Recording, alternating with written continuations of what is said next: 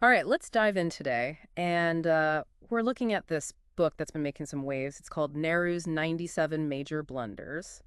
And it really goes deep, into the legacy of Jawaharlal Nehru, India's first prime minister. And it's pretty critical.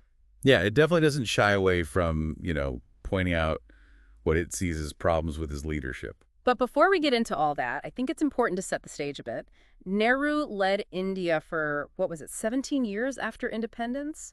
So he really shaped the country's direction in those early years. Absolutely. He's considered like the architect of modern India. Hmm. So yeah, his decisions had a huge impact. And that's what this book really focuses on. It argues that a lot of those decisions were, well, blunders, Sure. big ones with lasting consequences. It's interesting, though, how the author frames it. He keeps saying that his goal isn't to just, bash Nehru. He says he's trying to unearth, like, hidden historical Oh, I facts. see. So he's trying to present like a more balanced view. Exactly. He says a lot of these facts have been overlooked or even suppressed, and that's why he felt the need to write this book. That's a pretty bold claim to say that there's this like hidden history that's been kept from the public. Oh, absolutely. And it gets even bolder because right from the start, the book draws this stark comparison between Nehru and Sardar Patel. Ah, Patel, the other big figure in the independence movement, right? The one who's often seen as the more practical, down-to-earth leader. Exactly. And the book really plays up that contrast. It portrays Patel as someone who was much more decisive, more effective, more in tune with the realities on the ground. And it implies that Nehru, well, maybe he wasn't quite up to the task. That's the undercurrent, yeah. And to make that case, the book digs into Gandhi's role, claiming that he unfairly favored Nehru, like giving him an edge in the political scene. Hmm, interesting. Because, well, Gandhi was the leader of the whole movement, right? So his opinion carried a lot of weight. Oh, tons of weight.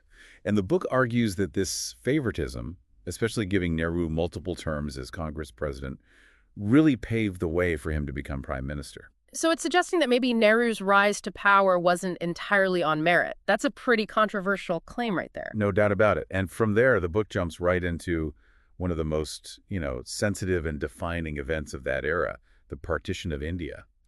Yeah, I mean, partition was such a traumatic event with so much violence and displacement. It's hard to even imagine the scale of it. And that's where things get really interesting. The book doesn't just recount what happened during partition, it actually blames Nehru for making things worse. Wow. So it's saying that his actions, or maybe even his inactions, directly contributed to the chaos and suffering. That's exactly it. It argues that his handling of the Muslim League, his stance during those crucial provincial elections, and just his overall political approach, it all fueled the communal tensions that were already simmering. That's a pretty serious accusation to say that he essentially made the situation more volatile and dangerous. Right. And to really drive that point home, the book focuses on this one specific example, Nehru's handling of Assam. Assam. That's in the Northeast, right? I know there were a lot of tensions there even before partition. Yeah, it was a very diverse region with a lot of different ethnic and religious groups. And the book claims that Nehru's decisions regarding Assam, well, they led to some pretty significant demographic shifts. Demographic shifts, meaning like changes in the population. Exactly. The book suggests that there was this huge influx of Bengali-speaking migrants from East Pakistan, and that this fundamentally changed the ethnic makeup of Assam. And that this led to problems down the line. Right. Tensions, conflict, even violence. The book portrays this as a clear example of how Nehru's actions, or in this case, inactions, had these really far-reaching and often unintended consequences. So we're starting to see a pattern emerge here. The book is building this argument that Nehru's decisions weren't just wrong, they actually had a real, tangible impact on the lives of millions of people. Yeah, and it doesn't stop there. It moves on to another one of those, really sensitive and complex issues, the Kashmir conflict. Ah, Kashmir, a Yeah. region that's been disputed for decades, right? With India and Pakistan both claiming it as their own. Exactly. And once again, the book puts Nehru's handling of the situation under a microscope. And it's not pretty. It zeroes in on his decision to take the Kashmir issue to the UN, arguing that that was a colossal mistake. So instead of trying to resolve it bilaterally with Pakistan directly, he went to the international community. That's right. And the book claims that by doing so, by involving the UN, he basically internationalized the conflict. He made it much harder to find a quick and decisive solution. And paved the way for the stalemate that we see today, with Kashmir still this unresolved issue causing tension between India and Pakistan. Precisely. It's arguing that Nehru not only failed to prevent the initial conflict, but he also botched the solution, making a bad situation even worse. Okay, that's a pretty strong critique. But does the book offer any, like, alternative solutions? Or is it just pointing out the problems? Well, to strengthen its argument, it cites this really striking quote from a minister in Nehru's own cabinet. Apparently, this minister stated that if Sardar Patel had been in charge, he would have handled Kashmir very differently. Wow, so there was dissent even within his own government, people who thought he was making the wrong call. That's the implication. And the quote suggests that Patel would have taken a more, well, assertive approach, maybe even a forceful one, to try to secure Kashmir for India. Hmm. That's fascinating because it gives us a glimpse into those behind-the-scenes dynamics, the different opinions that were swirling around even within the newly formed Indian government. Absolutely. And it also feeds into this larger narrative that the book's trying to build, that Nehru, despite all his international recognition, maybe he wasn't quite cut out for the nitty-gritty of regional politics and conflict resolution. Especially in a place as volatile as Kashmir. Yeah, that's a powerful argument. Yeah. And it definitely makes you think about the burdens of leadership, making those tough decisions with so much at stake. No doubt about it. And that's something we should all keep in mind as we continue this deep dive. Because this book, as critical as it is, represents just one perspective on a very complicated historical figure. That's a great point. It's easy to get caught up in one narrative, but we have to remember that history is rarely black and white.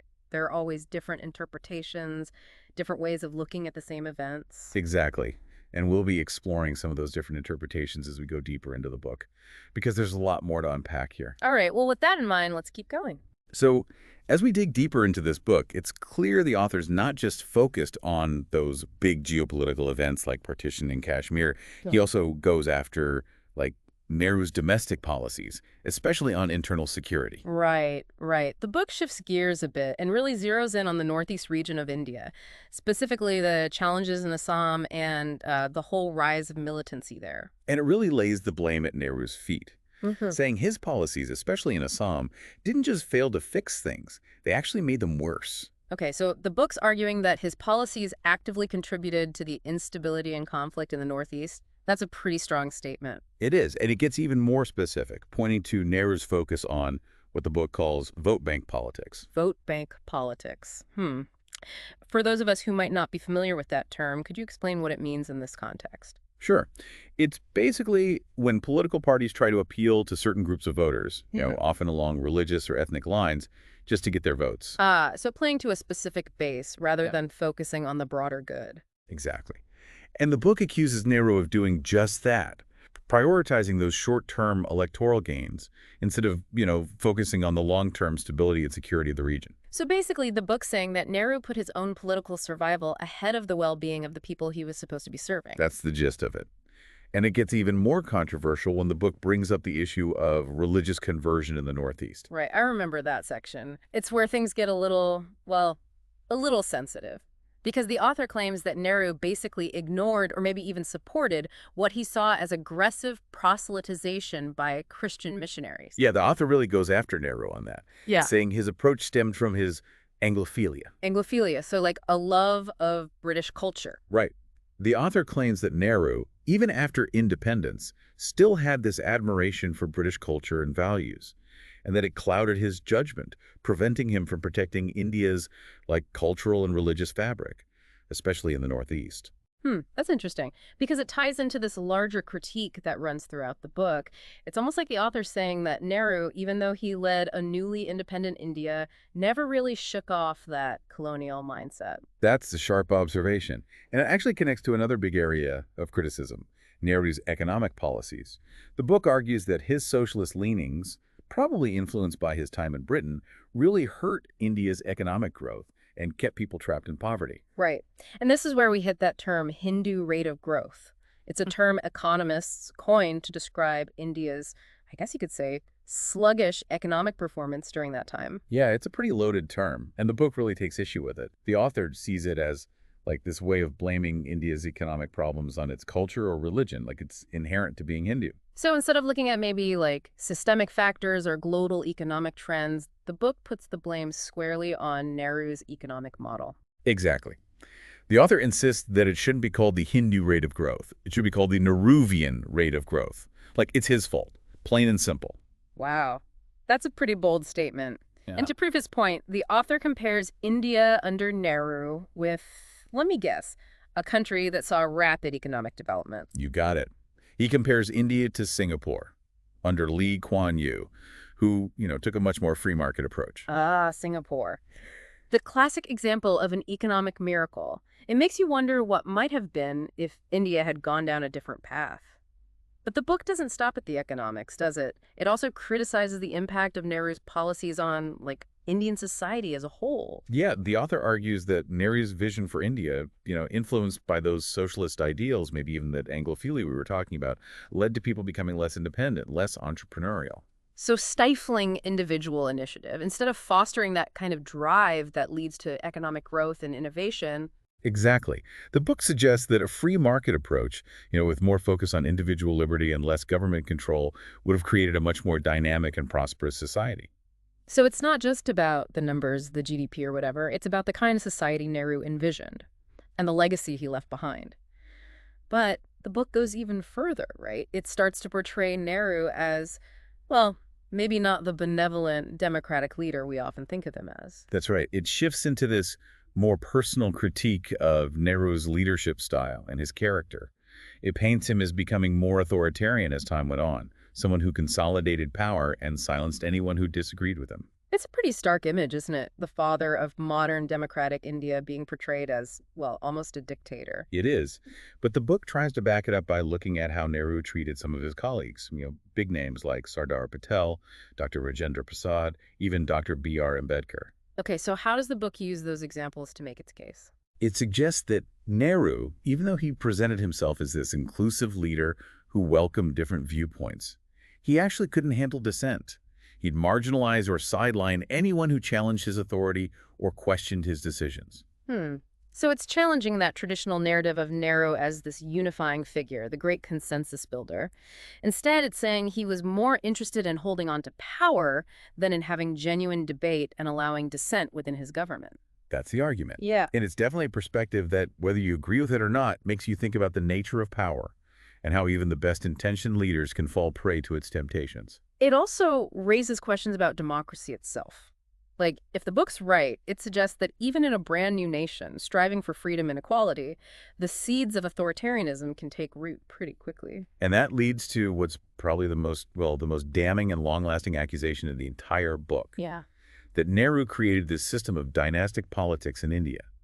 The author says it all started with Nehru promoting his daughter, Indira Gandhi, within the Congress Party. Right, and that's huge because it links Nehru's actions to this larger problem in Indian politics, the dominance of political dynasties, which has continued for decades. Exactly.